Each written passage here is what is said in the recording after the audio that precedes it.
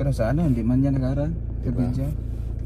Pag video na, wala na tong kulay pula. Wala na yan.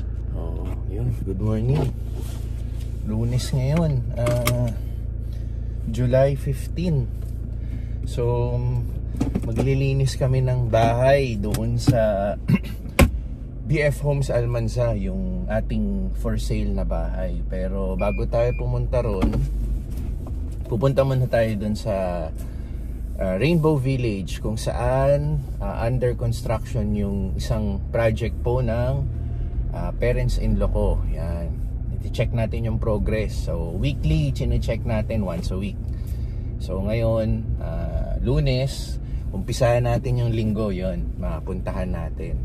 At hindi ganun kaganda ang panahon simula kagabi, ulan ng ulan. Pero ngayon, walang ulan, pero madilim. Pero saktong-sakto sa paglinis mo, hindi mainit, no? Kasi yung mga past na naglilinis, mainit eh. Siya nga pala, sinama ko si Richie, siya ang ipalilinis natin ng bibigyan natin siya ng sideline. Unahin natin harap para pag ulan, doon sa loob na. Oo. Pwedeng kahit parang hindi naman sisikat yung araw na yan eh. Ayun, kailangan mabigyan natin ng maraming sideline to. Malapit na mga anak yung niya. Nakapagpa-check up na ba kayo? Ulit? Okay naman, walang problema. Wala naman. Ayun, so baka may alam kayo dyan bigyan nyo lang ng sideline to para dumagdag ang kita. Punta man na tayo Rainbow. Okay, check natin yung progress. Tara. Baka for sale din mo. Ayan. Ayan. Duplex yan eh. Second floor lang. Second floor. Pero duplex, dalawang bahay yan. Ito. Yan. Ito na po ang update.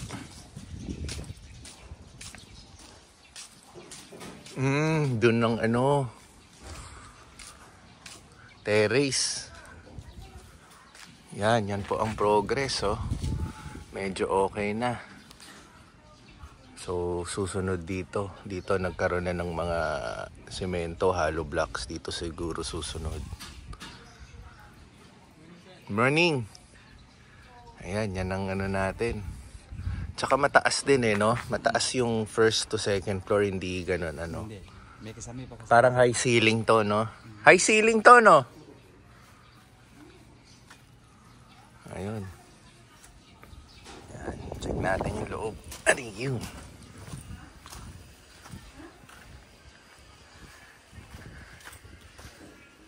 Good morning. Saan ang niyan? Yung hagdanan niya, saan gagawin? Dito banda. Yung butas na yun. Okay. Okay, dito. Yung butas doon sa dulo. Oo. Okay, tas dito garahe, no? Garahe. Saan ang nito? Simula nung gate niya. Dito, no? Kahilera. Ito, no? Ayun, dito. Pantay dito. Okay. So, maluwag din yung garahe, no? Sir. Maluwag yan. Dalawang sakyan, maluwag yan. Dalawang kotse ba kaya? Kaya. 1, 2, 3, 4. Oo nga, no? Tagdalawa ka. Pero, pag siniksik mo dalawang kotse, masikip. Halos. Kasya lang, pero masikip. Tsaka depende pa sa kotseng papasok mo, no? Pero usually naman, pag ganitong bahay, ang bibili niyan, madalas isang kotse lang yan eh. Oo. Nauuso naman dito, katulad niya, no? Sa labas na lang pumaparada eh. Ito lahat eh. Ginagawang paradahan na lang yung kalye eh, no? Ayun. So, ayos. Minsan kasi pag kinuha mo, kumukunik bigla sa Bluetooth, nawawala yung recording. Akala mo nagre-record pa, pero ayun, tapos na tayo dito sa Rainbow. Ang sabi ng isa doon na ang target sana katapusan, matapos na, nagbububong na. Pero kaya yun ang katapusan ng taon. Parang wala pa eh, no? Kaya yan eh. Nag-uumpisa pa lang yung second floor eh.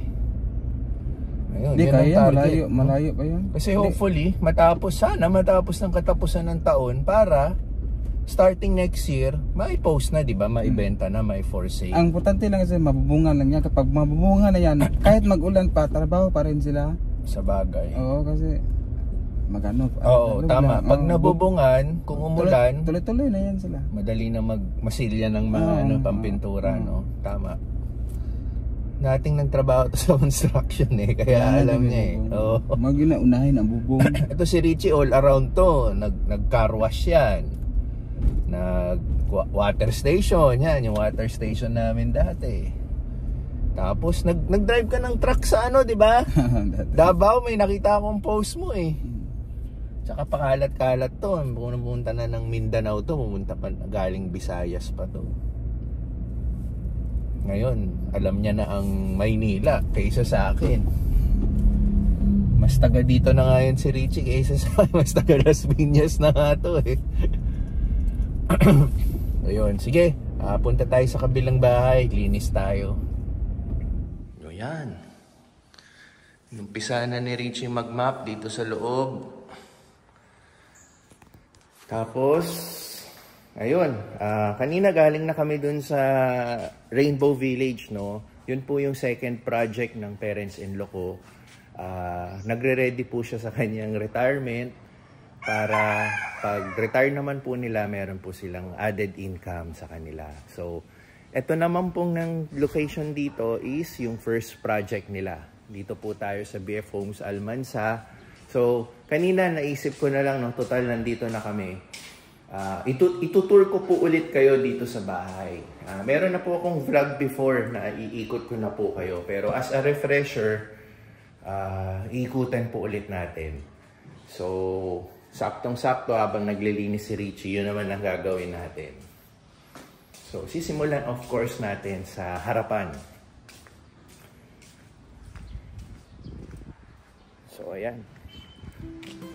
Ito po yung harapan natin. So, sa ngayon, hindi siya ganun kalinis kasi tinubuan na ng mga talahib. Yan. So, ito po yung isa sa lilinisin ni Richie. And ito, ipapaayos natin kasi parang bumaksak na siya. Yan. By the way, ito nga po pala yung contact details sa mga interested, naghahanap, or potential buyers, no? Open din po kami sa mga brokers. Pwede rin po. Kontakin nyo lang po itong contact details na to at may sasagot naman po dyan, no? So again, papalinis natin to, pero for the sake na itutour namin kayo, ito po ang start natin, no? Start tayo dito sa labas. Yan, bungalow style. Ito pong bahay na to is malapit sa SM South Mall. In fact, 5 to 10 minutes away. And malapit din po siya sa Alabang Town Center. So, nasa gitna siya. And then, ilang minutes lang, nandun ka na sa South Luzon Expressway or Skyway. Yan. So, napaka-ideal na itong location na to. Napaka-accessible sa lahat. So, ngayon, nandito muna tayo. Simula tayo dito, no? Dito tayo sa service area. Sa gilid ng bahay. Sa labas muna tayo, bago tayo sa loob. So, may mga sinks tayo dito. May water tank tayo. Ayan. Pwede rin dito yung laundry area mo. Service area din po ito. So, mahaba po itong gilid. Ayan.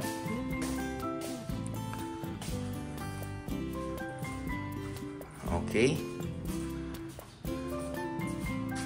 So, yan ulit. Tapos, before po kasi, dami pong mga sanga ng puno dito from the kapitbahay. Ngayon, itinabas na nila, kaya less na yung duming makikita natin. Hindi naman actually siya dumi, puro dahon, yan.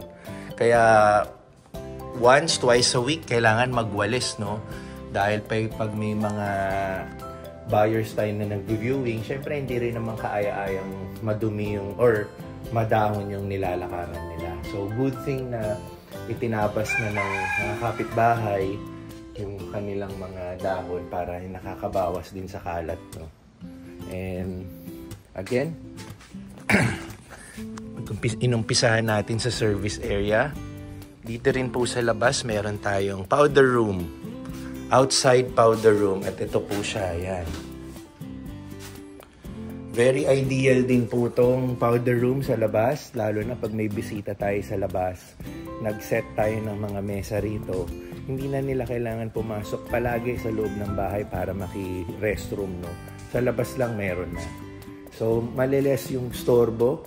Kunwari, ikaw may mga kaibigan ka, gusto nyo sa labas lang, tapos yung mga relatives mo, kamag-anak mo, nagpapahinga sa loob. Hindi na nila kailangan pumasok, no? Para maki-restroom. Sa labas meron na. Yan. So, again, nandito si powder room sa labas. Yan. So, dito naman, parking garage. Yan. So, kasya dito ang dalawang kotse. Isa dito at isa dito. So, na-test na rin po namin. Kasyang-kasya siya at may space pa rin para sa tao, no? Hindi siya super sikip. Yan. So, moving forward, another service area. After the parking garage, ito, may service area na naman tayo. Or, pwedeng laruan ng mga bata kung meron kang mga babies or mga chikitings, pwede dito. Mamaya pupuntahan natin to, another area to. Ito pala yung side door sa loob ng bahay. Yan. Mamaya, pupunta tayo dyan kasi pupunta na tayo sa main door. Yan.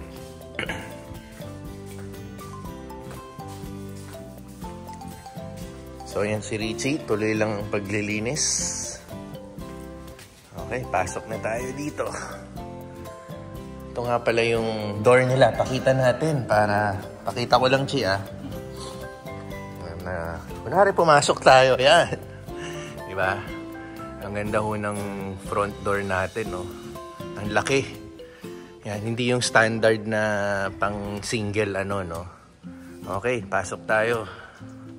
So, ang bubungad po sa atin is living area. Yan. Ito po ang living area. So, pwede kayong maglagay dito ng mga upuan. So, sofa, TV. Pwedeng dito ang TV. Mag-mount ka ng TV or dito sa baba. So, bahala po kayo sa arrangement na gusto nyo. And then, may space pa rito. And then, dito naman po yung kitchen. So, meron tayong breakfast table. Or pwede naman bar. Kung ano pong gusto nyong gawin. May sink din po tayo, built-in sink na, and stove, yan. So, optional naman po. Pwede nyong ilagay dito yung range hood nyo. Or kasi, may mga abang na tayong pwedeng ilagay dito, no? Pwedeng LPG or kung gusto nyong palitan yung stove or Pero built-in na po ito. Okay na to. Maglalagay na lang tayo ng mga abang dyan sa ilalim. Yan. Tapos may mga cabinets din po tayo. Yan. Pakita na rin natin. Yan po, mga malalaking spaces na for storage. Yan. So, balik tayo dito sa living area. Yan, para makita nyo ng kabuuan. And then, of course, dito sa living area, meron tayong powder room, no? Ang powder room natin, walang toilet and bath, no? For wee-wee purposes lang, yan. Ito pa yung sinasabi ko, no? Meron tayong powder room sa labas.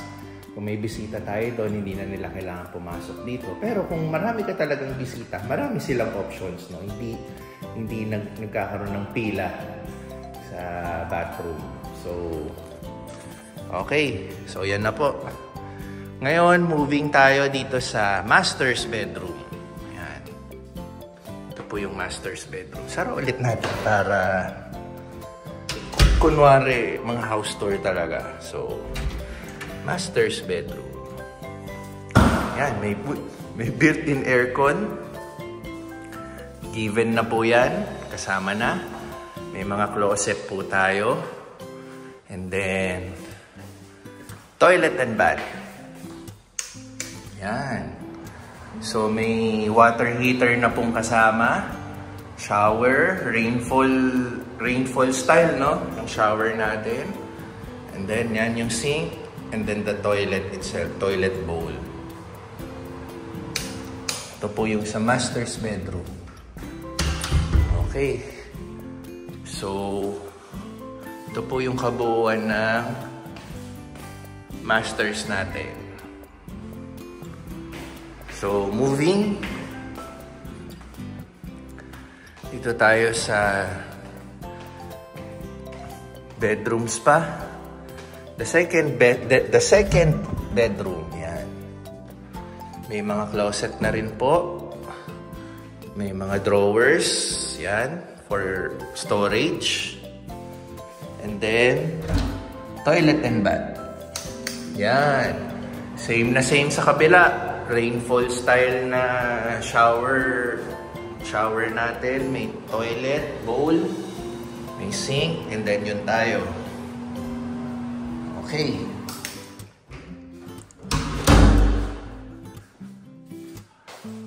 Yan. One last look dito sa second bedroom. Okay. Moving na tayo dito sa last bedroom dito sa bahay. Yan. Okay. So, meron pong closet ulit. Buksan na natin kasi hindi natin nabuksan yun. Yan.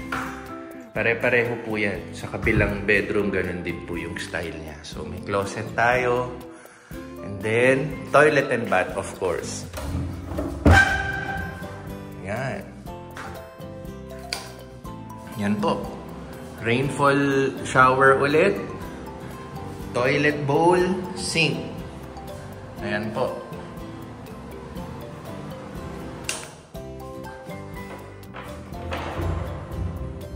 Then, sliding door po tayo para makatipid tayo sa space. Mas maganda ho kasi yan dahil hindi na pwede kang maglagay pa ng ibang mga bagay, hindi na cover up, no? Or hindi nakukuha yung space ng door pag gano'n ang bukas. At least slide.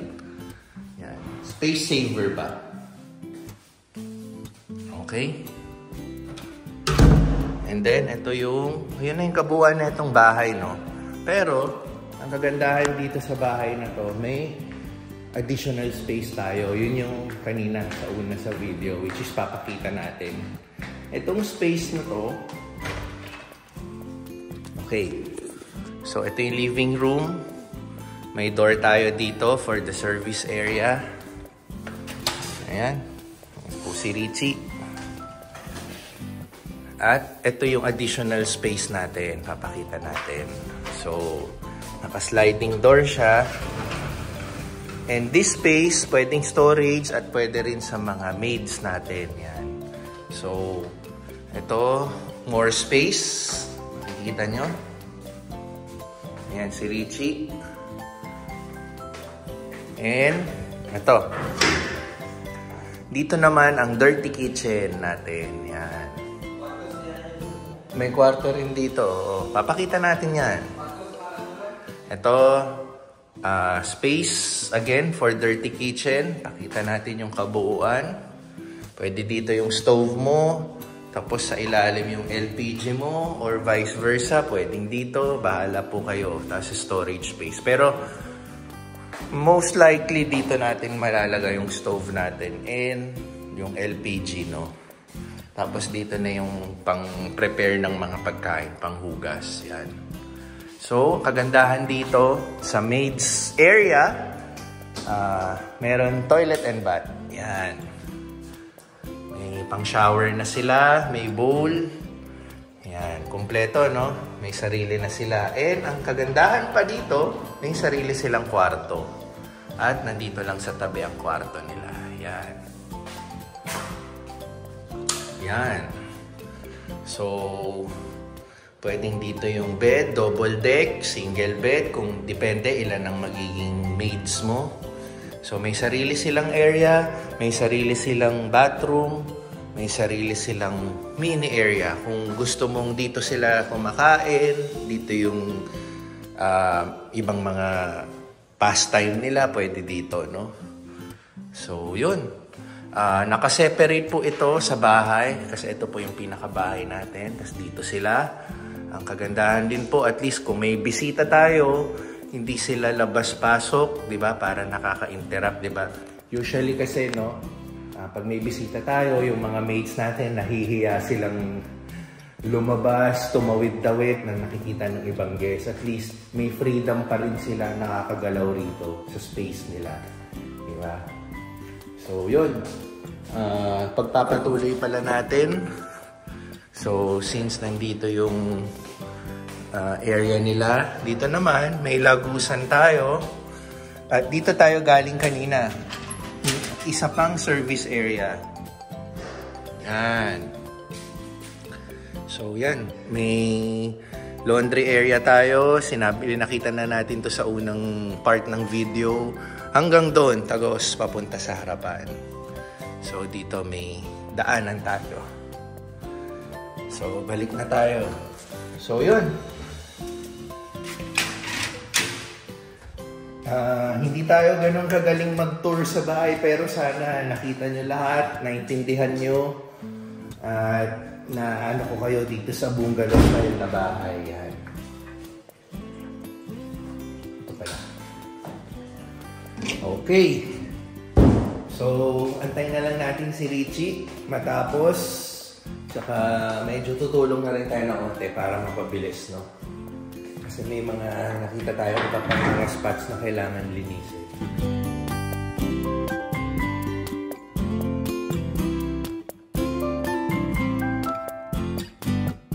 Ayan, halos malinis na. Halos natabas na lahat yung mga talahib dito. Mabilis talaga umano. Si Richie. Okay, ayos. So, tutulungan na lang ulit natin i-finalize yung mga kalat. Magsasara na tayo ng bahay and then okay, so again, ipa-flash ko sa screen yung contact details and yung detalye ng bahay. And yun, sa mga interesado, paki-refer na lang, paki-sabi sa mga gustong mag-viewing, pwede naman. And maraming salamat sa inyo sa panonood. See you sa susunod na vlog.